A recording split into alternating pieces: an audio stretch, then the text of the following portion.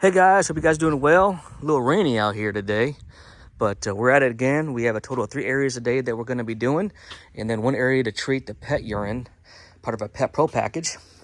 And then later today we have another carpet job in Columbia. Right now we're in Waterloo, and that's what we'll be doing. So we got 4 areas there, and then we have an estimate due in St. Louis for some VCT refinishing, about 7,000 square feet.